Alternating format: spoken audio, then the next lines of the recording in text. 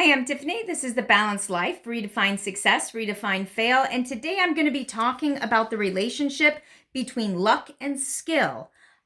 Both play a part in the success that we have in life, but I think too often in society as a whole, not me personally, because I always, almost always, none of us do anything 100%, but my general assumption is life owes me nothing. Life will give me nothing. God is good. God guides me, but I need to follow that guidance and I need to do my best. I need to develop the skills I have. We kind of make our own luck type of thing. Yes, there is the lottery, but if you're not good with money, you'll lose all your money that you win in the lottery. By contrast, you may never win the lottery and only have an extra $10 a week, but with good skill, you can develop that into wealth.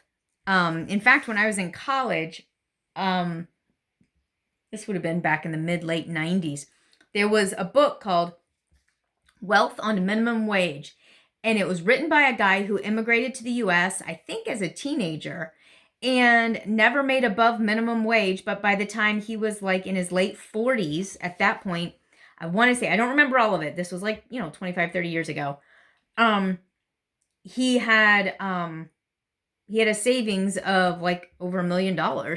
And he talked through how he developed wealth, never making more than minimum wage, which seems crazy, but he did it. So,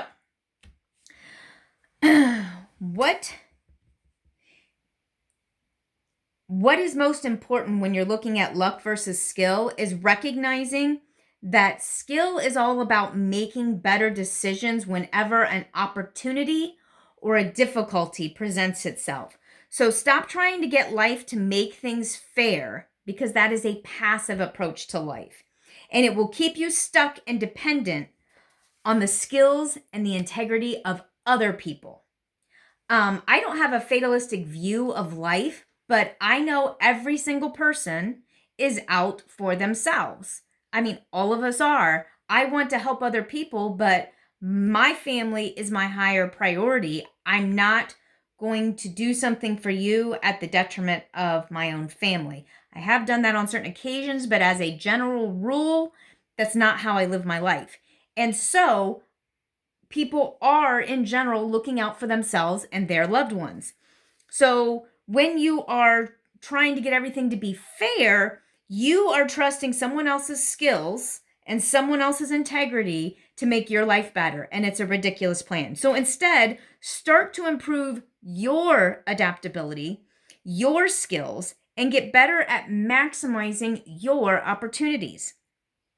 Looking for things that others don't in a way that others don't. I've talked on a previous video about the foods that made America and the men that made America. And one thing in studying success over the years and successful people that I found, I read something, it had to have been 15 or 20 years ago, but they said people who are highly successful do not completely change something, they just tweak something that already exists.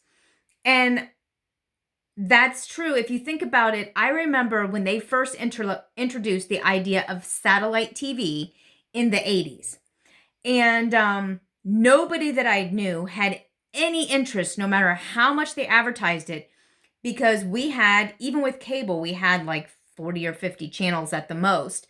And you had this little, it like slid back and forth. We didn't even have a remote. It was this brown box with this little beige thing that went on the numbers up and down. And the idea, and you watched when things came on. You knew at this time this one program was on these channels, and some channels you didn't even get. So the idea that every 30 minutes a movie would restart on a different channel, and there are hundreds of we couldn't wrap our head around that idea. It's really hard to describe to people now who have grown up with that, but for me, I remember satellite TV, it just completely befuddled me for a very long time until I saw cable, where they started having the remote and we started having a couple hundred channels on cable, and then they had pay-per-view. And so okay, I get it. So satellite TV is kind of like pay-per-view. Now I understand. See, it was a gradual tweak to what I understood, not a huge leap. So instead of trying to become something radically different, try to find a way to tweak a problem and make it slightly better so you don't have a whole lot of educating to do. And then in incremental steps, bring people along with you. Glean from the edges, pick up what others leave behind, and the opportunities others create for you will become less important, and instead, you will be selecting from the opportunities you create in life. So you're not waiting for other people, you're not waiting for that promotion to open up at work. You're not waiting for that person to like you. You're not schmoozing with someone to get them to like you, talk somebody into something. No, you continue to look and learn and find that opportunity. And when your background and knowledge and skills and passions intersect with the right opportunity at the right time, that's where success comes from. That's the luck and skill connection. I'm going to be talking more about the gleaning, leaving the edges, which is part of what my channel is about. I'm going to be explaining it in the video tomorrow, so make sure you hit the bell so that you find out about that. And I'll be digging into this a little bit more, but really the key to the relationship between luck and skill is you make your own luck by developing your skill and watching for your opportunity.